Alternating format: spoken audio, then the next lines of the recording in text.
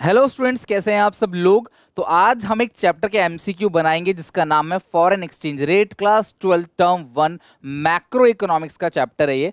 क्योंकि इस चैप्टर से काफी सारी चीजें कट हो गई हैं, तो मैं आपको वो ही क्वेश्चंस यहाँ पे रख रहा हूँ जो इस चैप्टर में क्लास है।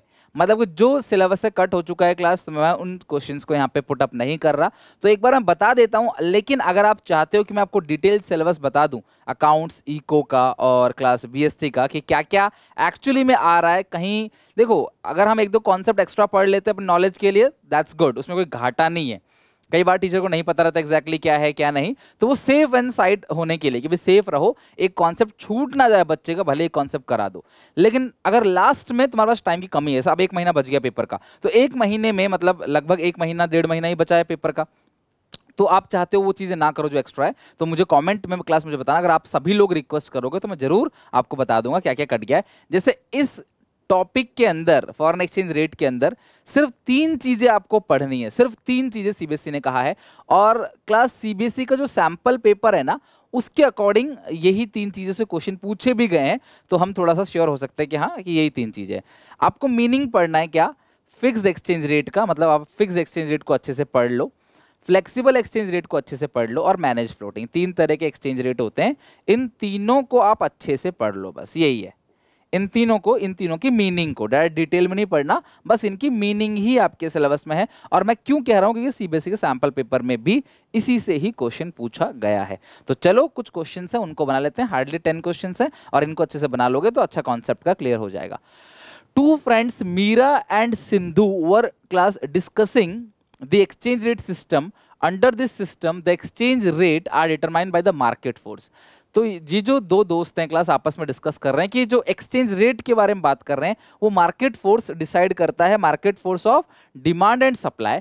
हाउएवर डेलिबरेट एफर्ट्स, जानबूझकर एफर्ट डाला जाता है कॉम्पिटिटिव अथॉरिटी जिसको बोलते हैं RBI, to keep the exchange rate within a specific range. Exchange rate बहुत हद से ज्यादा ना बढ़ जाए, उसको कंट्रोल करने के लिए आरबीआई अपनी सप्लाई को बढ़ा देती है, फॉरेन करेंसी की सप्लाई को बढ़ा देती है। हर एक बच्चा क्लास अपने आप आंसर देना, फिर मुझे लास्ट में बताना कि आपका आंसर मेरे से कितना मैच किया, आउट ऑफ 10 कितने क्वेश्चन आपके सही हैं। तो बताओ class, fix exchange rate, floating या मैनेज फ्लोटिंग एक्सचेंज रेट, या मैनेज फिक्स। देखो मैनेज फिक्स जैसा कुछ होता नहीं है, सी ऑप्शन करेक्ट है क्लास, मैनेज फ्लोटिंग। यानी कि जहां पे एक्सचेंज रेट मार्केट ही फिक्स करेगा लेकिन आरबीआई टांग अड़ाएगा बीच में, ताकि एक्सचेंज रेट डिजायर्ड लिमिट्स के अंदर है। और ये कब होता है क्लास, जब एक्सचेंज रेट बहुत ज्यादा बढ़ जाता है, $1.50 का, फिर 60 रुपए का, फिर 70 का, बढ़ता चला जा रहा है, तो आरबीआई यहाँ पे कंट्रोल करने के लिए एक्सचेंज रेट की सप्लाई को बढ़ा दे, फॉरेन करेंसी की सप्लाई को बढ़ा देती है। और अगर फॉरेन करेंसी की सप्लाई बढ़ेगी तो फॉरेन एक्सचेंज रेट जो है वो डाउन हो जाएगा।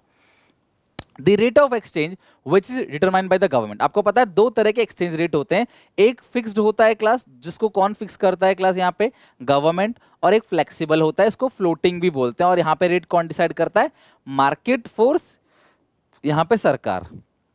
तो जहां पे सरकार रेट फिक्स करते है उसे क्या बोलते हैं बेटा, fix exchange rate system.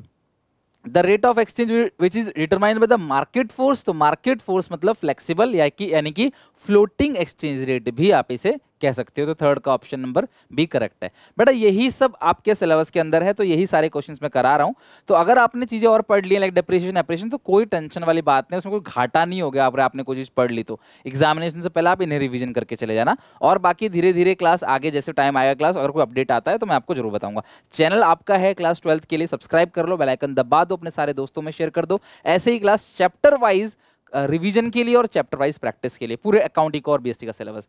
Dash refers to the system in which foreign exchange rate is determined by the market forces and central bank influence the exchange rate through intervention. बताओ class, अभी थोड़ी देर पहले ही बताया था आपको, ज्यादा टाइम नहीं हुआ, थोड़ी देर पहले ही मैंने बताया था क्लास कि मार्केट फोर्स से ही रेट डिसाइड होगा, लेकिन सेंट्रल बैंक उसे इन्फ्लुएंस करेगी, तो उसे क्या बोलते हैं क्लास, फ्लोटिंग फिक्स नहीं होता, उसे बोलते हैं मैनेज फ्लोटिंग रेट सिस्टम, यानी कि manage floating rate of exchange. Okay, fifth, import of goods and services raise the.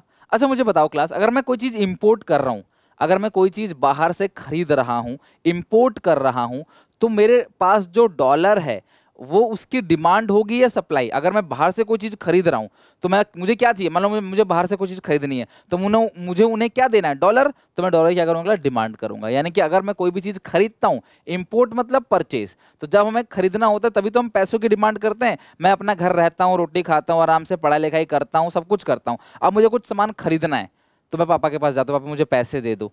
Example दे रहा हूँ मैं आपको, यानी कि मुझे कुछ खरीदना अगर होगा तो मुझे पैसों की डिमांड करनी पड़ेगी। सिमिलरली इंपोर्ट करने के लिए मुझे डॉलर क्या होती है क्लास, डिमांड की आवश्यकता होती है। Which of the following item raise supply, supply कब होगा, कब हमारे पास डॉलर आएगा। डिमांड में तो हम डॉलर दे देते हैं बाहर कंट्री को, डॉलर कब आएगा हमारे पास, बहुत बेसिक सा क्वेश्चन है, बताओ कब आएगा। जब इंपोर्ट करेंगे, बाहर से इंपोर्ट मतलब बाहर से परचेस करेंगे तो जाएगा।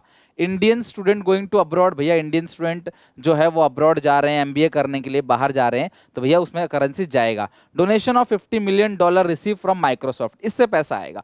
अगर माइक्रोसॉफ्ट यानी कि बाहर की कंपनी है, यूएस बेस्ड कंपनी, अगर वो इंडिया को कोई पैसे देता है तो उससे करेंसी आएगा हमारे पास, यानी सप्लाई आएगी। Purchase of land in England, तो भैया जमीन खरीदी है तो पैसा जाएगा, आएगा थोड़ी, तो सी ऑप्शन करेक्ट है क्वेश्चन नंबर 6 का।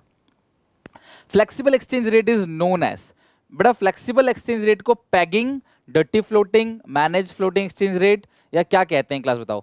फ्लेक्सिबल एक्सचेंज रेट को हम लोग क्या कहते हैं, या बोथ बी एंड सी। तो फ्लेक्सिबल एक्सचेंज रेट को हम लोग क्या कहते हैं क्लास, देखो फ्लेक्सिबल एक्सचेंज रेट को हम लोग कहते हैं फ्लोटिंग एक्सचेंज रेट। फ्लेक्सिबल को हम लोग क्या कहते हैं, floating exchange rate. Okay, fix को हम लोग बोलते हैं पैगिंग या peg system of exchange, flexible को बोलते हैं floating rate of exchange. Fixed rate of exchange is known as class, तो सेम क्लास पैगिंग, तो इसे पैग सिस्टम ऑफ एक्सचेंज बोलते हैं। अच्छा एक बात आपको और बता देता हूं तो थोड़ा सा आपको याद रहेगा कि फिक्स्ड एक्सचेंज रेट सिस्टम अब नहीं चलता, अब बंद हो गया है। अब जो चलता है वो फ्लेक्सिबल एक्सचेंज रेट सिस्टम है। और फिक्स्ड एक्सचेंज रेट सिस्टम में दो वेरिएंट होते थे, पहला होता था gold standard rate of exchange, इसे मिंट पैरिटी भी बोलते थे। क्या कहते थे क्लास, मिंट पैरिटी या mint par value of exchange, जहां पे हर कंट्री अपनी करेंसी की वैल्यू को गोल्ड में सेट कर देता है।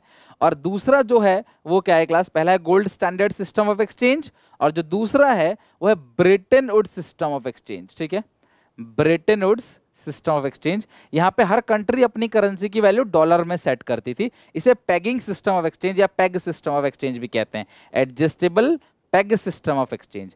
तो एक्सचेंज रेट है तीन, फिक्स्ड, फ्लेक्सिबल और मैनेज फ्लोटिंग। मैनेज फ्लोटिंग में क्या होता है, हाइब्रिड होता है, ये फिक्स्ड और फ्लेक्सिबल का हाइब्रिड होता है मैनेज, ध्यान रखना, हाइब्रिड मैनेज फ्लोटिंग। और gold standard system of exchange को मिंट पैरिटी बोलते हैं और Bretton Woods system of exchange को adjustable peg system of exchange. और ये दोनों किसका पार्ट है, ये दोनों फिक्स्ड एक्सचेंज रेट का पार्ट है। किसका, फिक्स्ड एक्सचेंज रेट का पार्ट है।